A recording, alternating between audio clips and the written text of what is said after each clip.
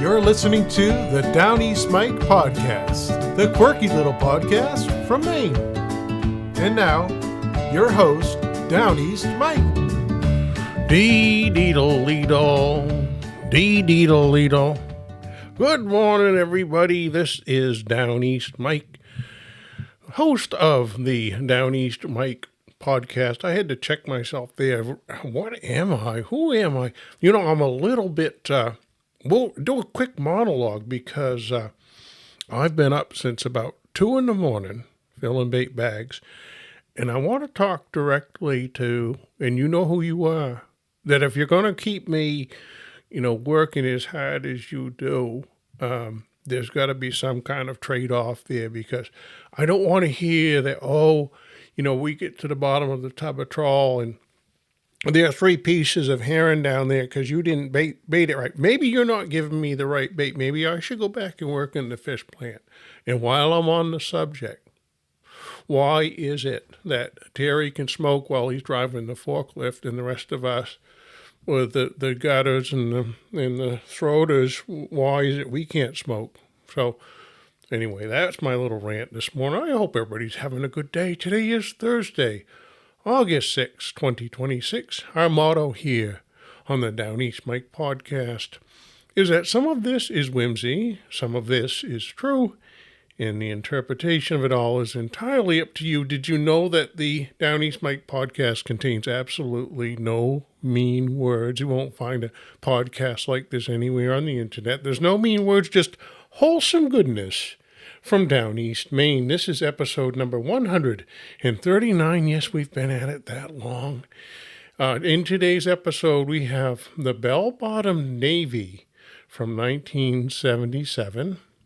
Maine man bites police cruiser from 1977.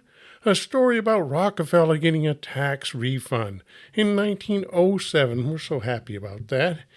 And then we have caves, wildcats, and more various stories to round out the podcast today. We're going to do a deep dive on a couple of caves in Maine.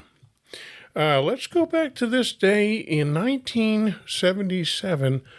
Cold War pilot dies in crash. Francis Gary Powers. He was the former CIA pilot who sparked an international meltdown when his incident there, when his U-2 spy plane was shot down in the Soviet Union in 1960. He died Monday, 1977 on this day, in a helicopter crash. A television cameraman also died when the KNBC TV helicopter piloted by Powers crashed into a vacant Little League field. He was on his way back from KNBC headquarters in Burbank after taping aerial shots of the Santa Barbara brush fire. And somebody commented, it's really ironic that after all his experiences over Russia as a U-2 pilot, Powers gets killed by flying a helicopter over a field. That U-2 plane was something. Imagine seeing that go overhead back in the day. All right, on this day in 1977, a story about the United States Navy was going to change their style and go back to bell-bottoms. The Navy's top brass bowed to complaints from the ranks and the nostalgia of nearly every old salt on Monday by authorizing a return to the traditional uniform of bell-bottoms, jumpers, and floppy white hats for sailors in the lowest 4 grades. Now, that's an interesting spin on it there. The decision by Admiral James Holloway, Chief of Naval Operations, effectively reversed the dress code decreed by his predecessor, Admiral Elmo Zumwalt. And if you have a name like that, you're almost guaranteed to have a destroyer named after you at some point after you pass on or even during your lifetime. Anyway, that admiral said, every enlisted man should have a white shirt, tie, and peaked hat previously worn only by the ranks of chief petty officer and above. Zumwalt's 1971 order, which was implemented 2 years ago, 1975, it was aimed at boosting morale in the lower ranks and promoting the concept of one Navy. So a uniform code. But the official Navy poll completed early this year found the more formal uniforms achieved just the opposite effect. The sailors complained that the officer-style outfits were too difficult to keep clean and crisp and took up too much storage space in the cramped ship headquarters. Anyway, they wanted to go towards these bell-bottoms. Navy veterans groaned that in abandoning bells, the service had given up one of its most popular symbols, and chief petty officers particularly were unhappy that the distinction they once enjoyed when wearing coats and ties was lost when all the enlisted men began dressing the same way. Now, what do you think that's like? Well, that bell bottom, what was that for? Why maybe pull them on quicker or get them off quicker? We had a couple of ads here. I thought this was significant. It was from A&P Stores. Due to a typographical error in our ad on Monday, August 1st, the following item appeared: Marvel bread 20-ounce loaves. This item should have been omitted from our ad. We are sorry for any inconvenience caused. And think of the significance of that. This chain took out about a quarter-page ad in the newspaper to say that the Marvel bread 20-ounce loaves should not have been in the ad. That must have been quite a loaf of bread. It's just as white and gooey. I bet it would last for weeks on your counter, even in the 90-degree heat. Here's another ad. America's new answer: quick errands, commuting, camping, or just plain fun. It's from Columbia, the bicycle manufacturer. It's the Commuter. It's fun to own and ride. A dashing, fun-filled Mo-Trek. And this is a handsome little motorcycle bike type rig. It had a sporty deluxe design. It handles easily, rides smoothly, parks anywhere, and it saves lots of gas, up to 150 miles per gallon. This is exactly what the young folks are doing today, and some of the older folks, with their e-bikes. Economical to own and operate. Just leave your car in the garage and go by Mo-Trek. And remember, this was during the time of oil embargoes and gas lines at the gas station. Dependable two-cycle, single-cylinder engine, no shifting. Well, that sounds like it would be perfect for me. Rugged, long-lasting frame construction. Goes just about anywhere, just for the fun of it. Lusty yellow or radiant silver enamel finish with chrome accents. It was from Columbia, America's first bike maker, and they service what they sell. It was from Southern of Bangor, Penobscot Plaza. I think the Penobscot Plaza is still there. It's the kind of place that has like a laundromat and Chinese restaurant or two. Here's another ad. This is from Winston. We have a handsome young model wearing a plaid shirt, and he's standing there confidently staring into the camera. He's pulling out a cigarette from his Winston pack. It says, "Smoking is one thing, taste is everything. For me, it's taste or nothing," the model's saying. "That's why I smoke Winston. Taste is everything in a cigarette, and Winston is nothing but good taste all the way." Back when they used to run full-page ads for cigarettes. We have a letter here from, this is to Dear Abby. Abigail Van Buren, distant relative of mine. She's glad of it. "I am concerned about my husband's health. He eats everything on his plate as fast as he can, then he starts eating off the children's plates. He is 37, admits to having put on about 40 pounds in the last year, but I think it's more. He is a physician, so he must be aware of the damage he's doing to his health. Abby, when I mention it to him, he becomes irritable and accuses me of nagging him. He's always looking for candy or something to snack between meals, and I'm sure he must be eating at the office, too. How can I help him without nagging him?" Signed, Concerned Wife. "Dear Concerned," Abigail says, "his overeating could be a symptom of a deeper emotional problem. Persuade him to see a physician, even though he is one. And it's said that a doctor who treats himself, has a fool for a patient. And if you have to nag him, an irritable husband is better than a dead one.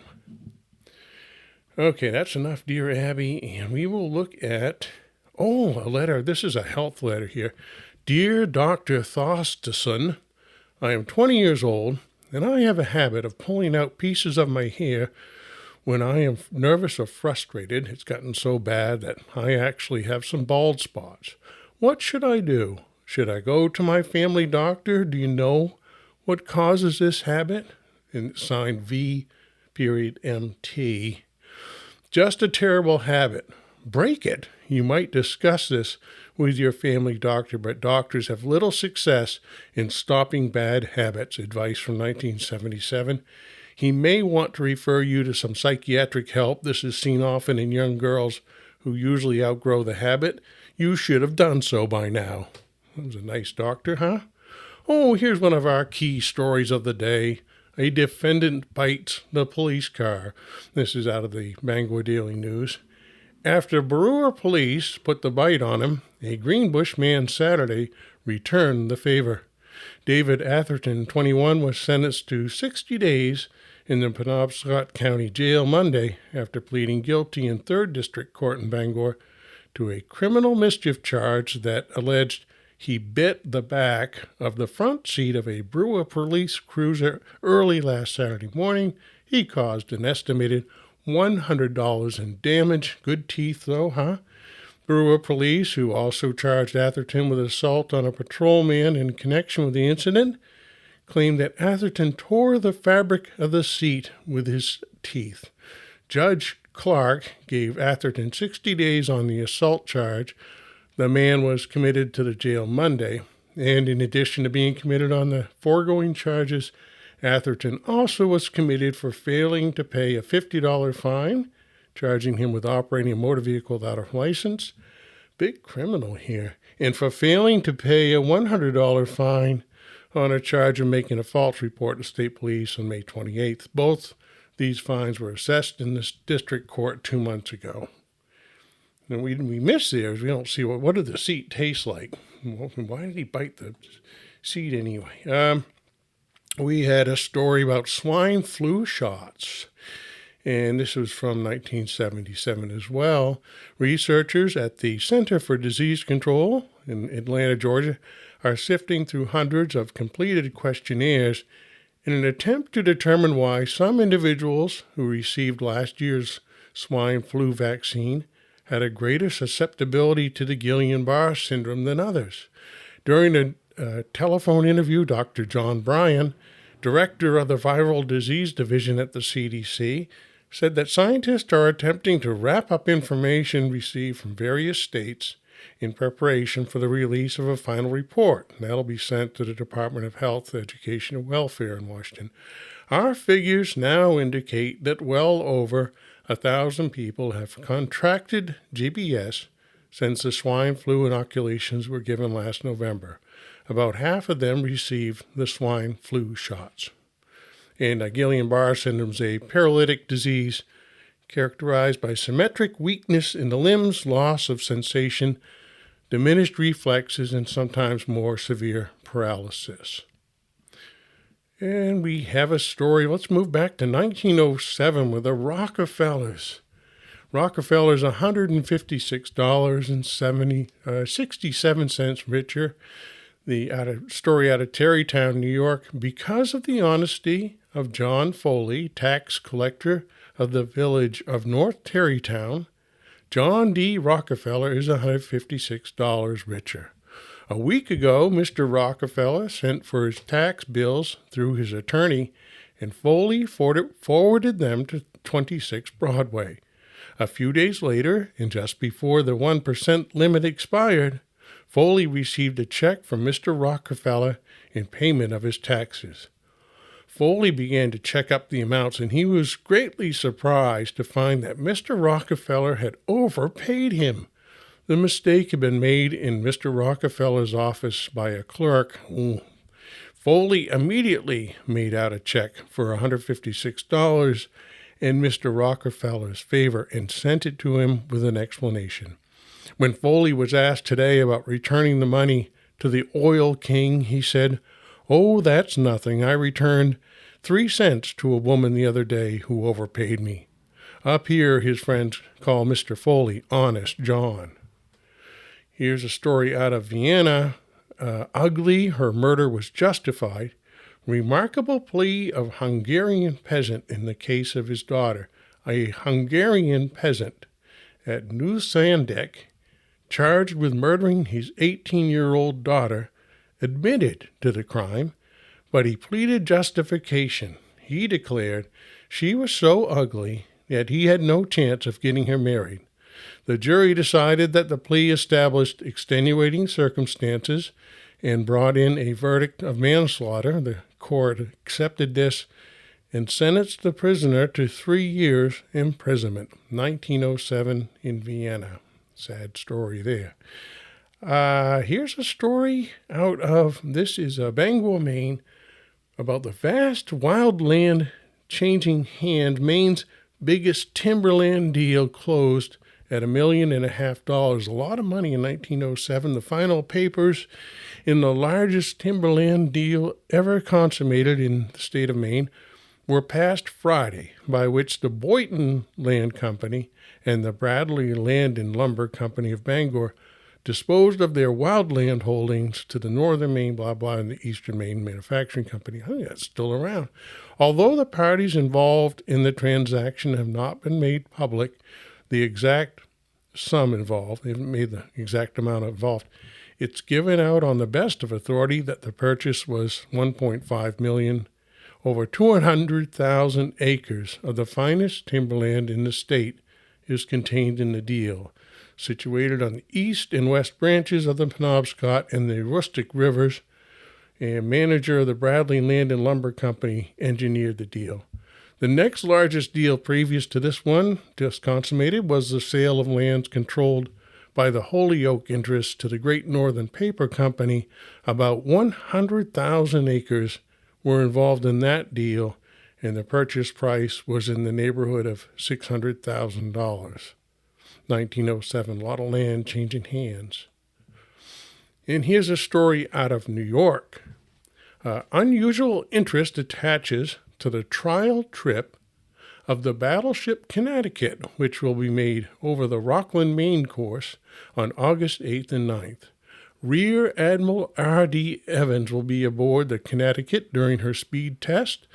The fact that the Connecticut is the first battleship of the first class to be built by the government instead of by contractors explains the exceptional public interest in her. We've got to spend our money right.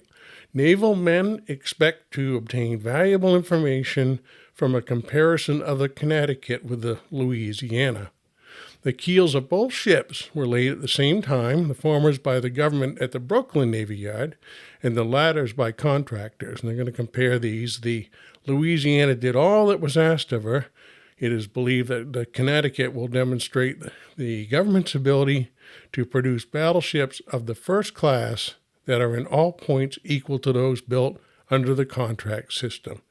The Connecticut will leave the Navy Yard this morning for Hampton Roads, where she will take on 1,000 tons of selected coal. She will then go to Rockland for the trial. You know, there's some black smoke billowing out of that stack.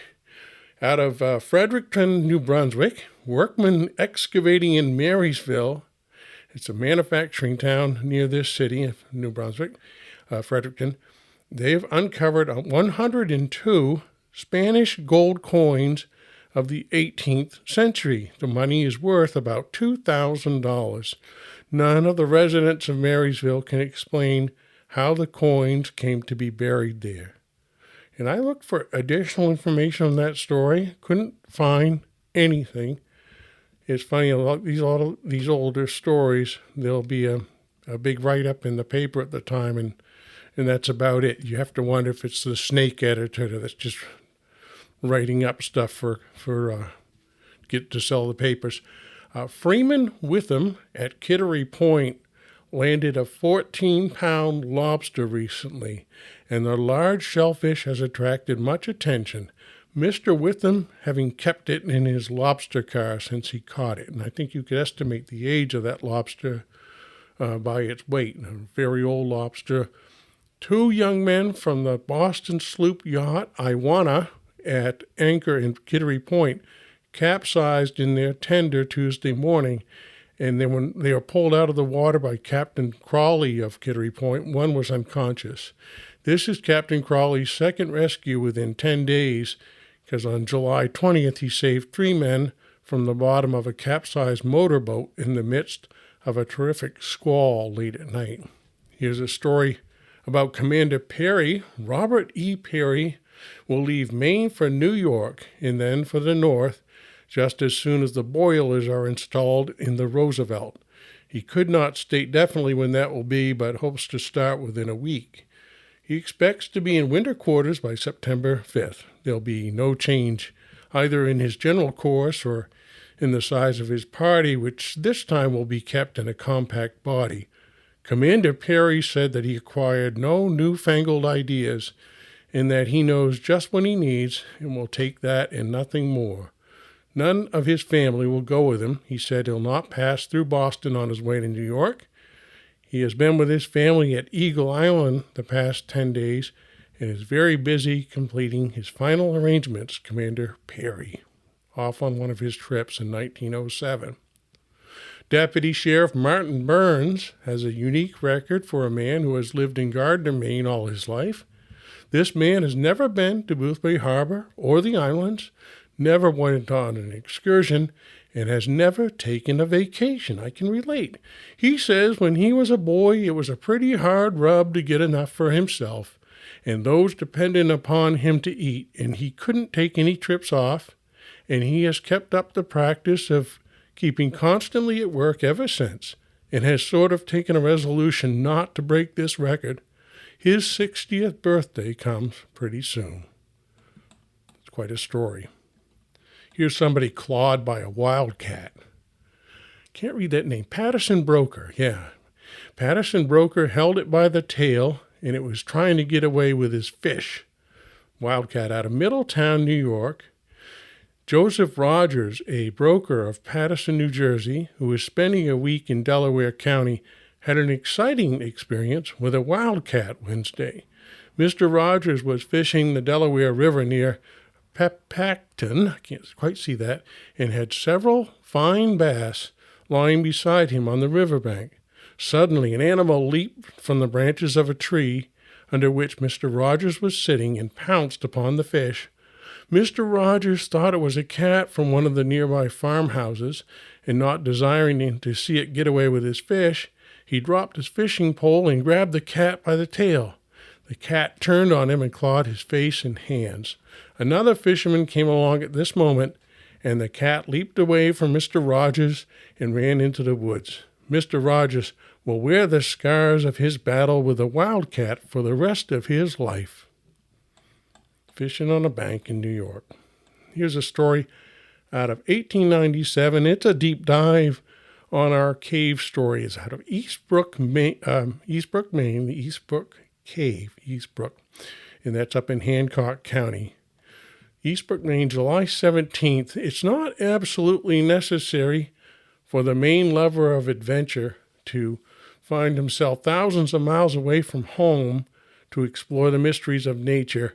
In our underground caverns for our own state of Maine has many such, and none the less wonderful of the lot is located right here, not a stone's throw from the highway, and on the line dividing the towns of Eastbrook and Waltham.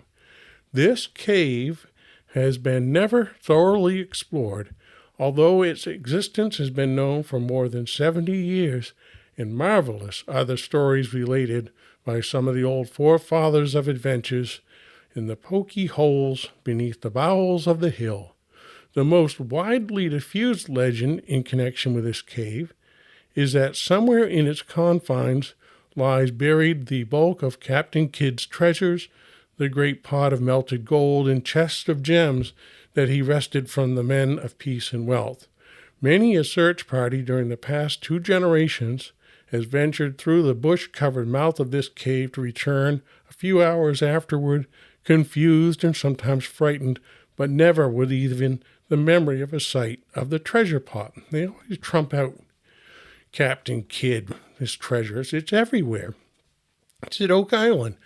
And yet it's not the stories of their trials, nor of their delusions, that make the most entertaining narratives, but the story of a young man who feared neither darkness nor superstitious omens, and who went down into the depths of the cave alone at night, and he came back with the evidences of his excursion, and unarmed, just for the sake of a cheap jackknife. This young man, Harvey Duff, it is said, he explored more of the cave than any man known, but how he found his way out, even he knew. All he knew was that he groped along in darkness until he found the skull of a wolf in a great chamber. And with this again, he groped along till a puff of air told him he was near the opening, and he crawled out, falling into a stream, which told him he had made an exit not where he had entered. For a mile or two he wandered wet and confused through the woods, and at last recognized the building of a neighbor 4 miles away from the place where he had entered the cave.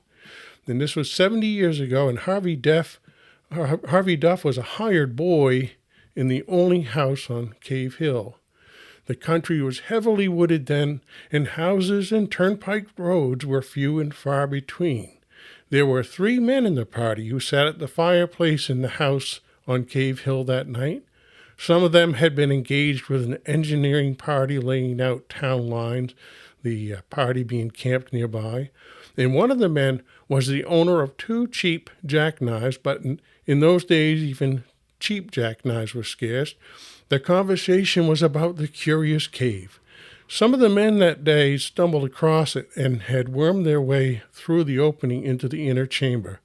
There they secured some pieces of wood and explored it until they came to a heap of what looked like wolf's bones in a chamber. The lights had begun to grow weak, and the men retired.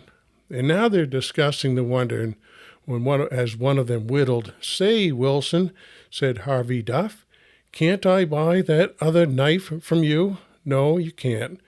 Don't you know a knife cuts friendship?" "Oh, bosh with your superstitions," said Duff. Then the talk went on about the loneliness of the subterranean cavern and of the weird feeling that possesses all who find themselves underground. Yeah, not a good place to be.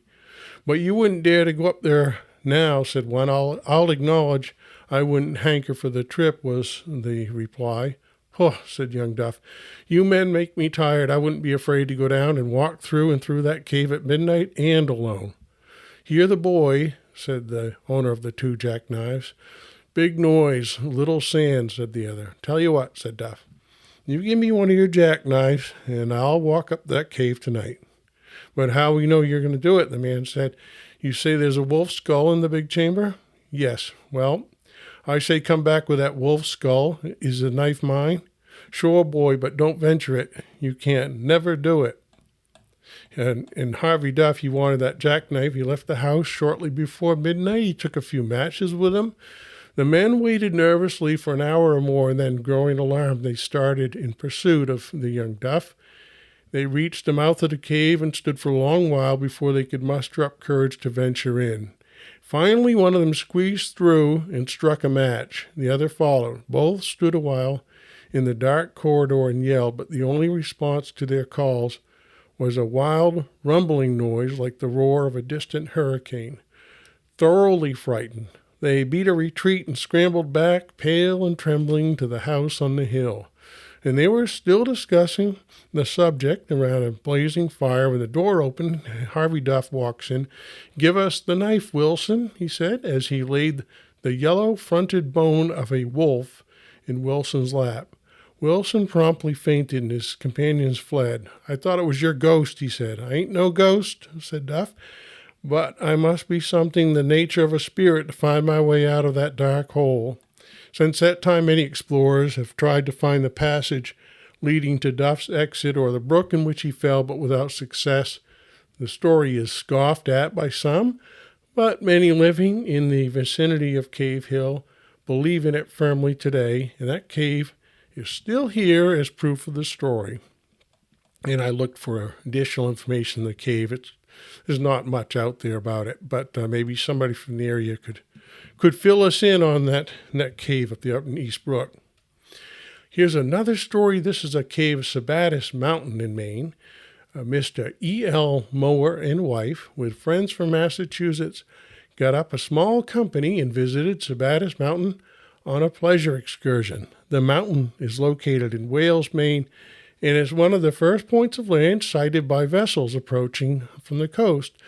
The party reached the summit about noon, and after partaking of a basket picnic dinner, by the aid of a small telescope, a fine and extensive view of the country around about was obtained. The mountain, as also the large pond lying at its base, received its name from that of an Indian chief who, tradition says, was killed in battle by some of the earlier settlers and thrown into the waters of the pond. Passing down the eastern slope, the party visited the celebrated cave known as the Devil's Den. The mouth of the cave is quite narrow, and one is obliged to crawl on his hands and knees between the sheets of rock some 10 or 15 feet before the opening is large enough to admit of his standing. That's about as far as I would go. I'd just look in the entrance. Several of the party crawled into the cave, among whom was one lady more courageous than the rest. They desire us to state, for the benefit of future visitors, that they nowhere encountered his satanic majesty or any of his angels. This cave, we believe, has never been fully explored. And why should it be? Why should it not be? It might rival in interest some of the caves in Kentucky. And we look for another story on that cave in Sabattis in Boy's Life magazine 1913. Near Sabattis, Maine, is a legendary cave which has aroused the curiosity of many a boy, but Troop 1 of Auburn determined to investigate this mysterious place and satisfy their curiosity. From the first, they met with difficulties. No one seemed able to direct them properly. They trailed over wagon roads and stone fences, up one side of the mountain and down again. And finally, they found a small boy to act as a guide, and the secret trail was discovered. The little guide brought them safely to the mouth of the cave, which is a diagonal cut in the rock, 8 feet long and about 2 feet high. Would you crawl into that? It was bad going, but they determined to explore, and the scoutmaster, on his hands and knees, searchlight in hand, plunged into the mass of red mud, slimy moss, and dirty water at the entrance. Adventures came thick and fast, the scoutmaster and scouts falling into mud in the dark and having other troubles, but they succeeded at last and later welcomed a nearby beach and cleaned up. They got home late that evening, having covered 18 miles and conquered the famous Sabattis Cave as well. Any more of those cave stories? Nope, we're all out of stories. That's it. We don't have anything more for you today. And, I hope that you and your loved ones have a day that's full of grace, love, and kindness. This is Downeast Mike. Until next time, we will see you. Have a great day and a great week ahead, everybody. Gonna work from the beach, roll my trousers and eat a peach, just like T.S. Eliot did. You can find your sass, I'll pretend to listen while I read Leaves of Grass and wait for the clouds to pass. We can watch the dolphins range while we wait for climate change. The waves will be at our door, and I'm so glad that you're in my life. I am so grateful for everything that you are. Everything you do, you're my sun. You're my sunshine.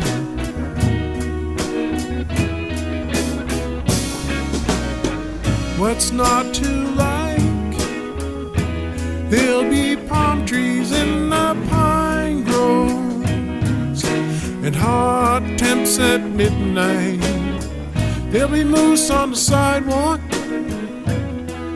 and the bears will never sleep. Oh, the frogs will be gigantic, but we'll never hear a peep. And the crabs are marching north, and the centipedes in the igloos. Thank you, climate change. I'm so glad that you're in my life. I'm so grateful